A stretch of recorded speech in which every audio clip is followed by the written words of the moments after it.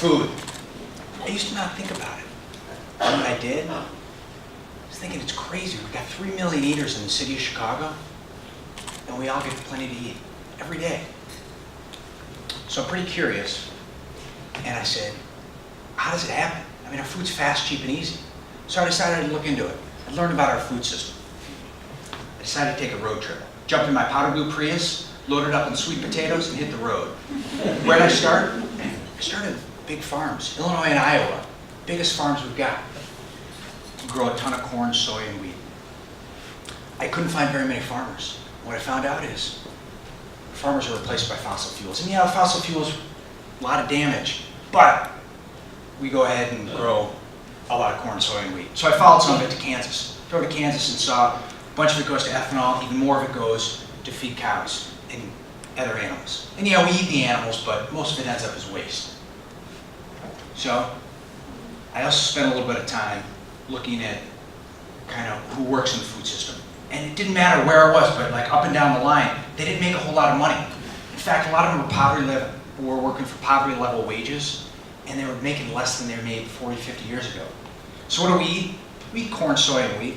No shocker there. Processed. Food companies buy it for next to nothing, process it, and they add a bunch of sugar. So our diets changed over the last 30 years.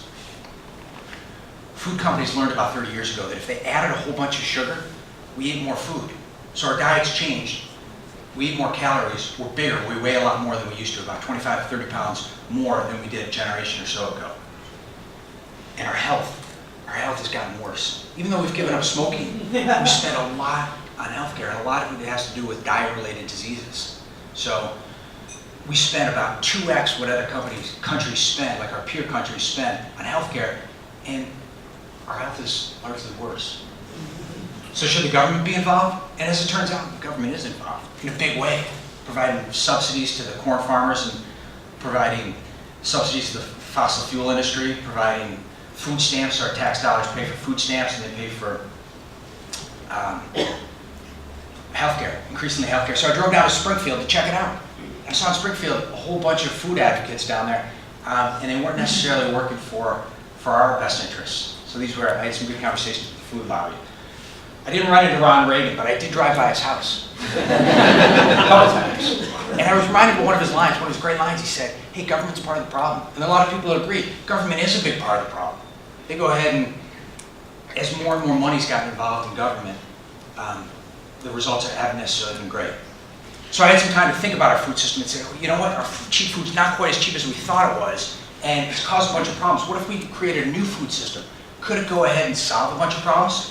And what's the response so far? So far, it's largely been around education. So personal responsibility, making better choices. Here's an organization I'm involved in, Truck Farm, and there are kids here that are eating great food for the first time in their lives.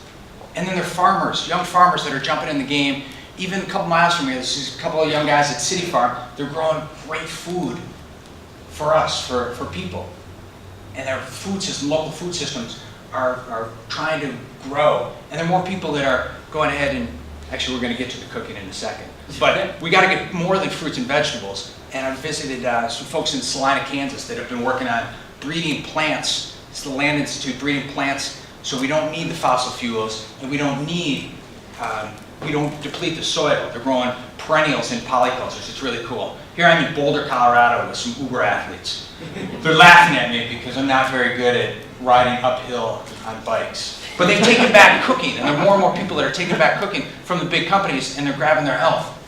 So what's going to happen? I mean, there are some great things going on, but are we going to be able to hold the politicians' feet to the fire? Are we going to move past education and get to making food, like good food, de facto? I don't know, but we've got to broaden the conversation. We don't talk about poverty very often, but we've got crazy amounts of poverty, even in this great country. And if we really want to improve our health, we've got to address poverty. So again, what's going to happen? I don't know. Our cheap food isn't quite as cheap as we think, but we're still pretty comfortable because no one's starving.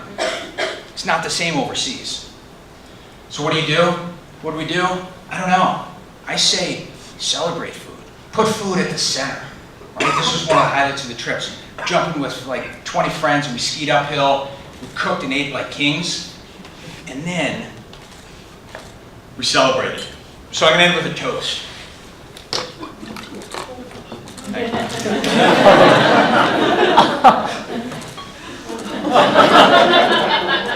To good food.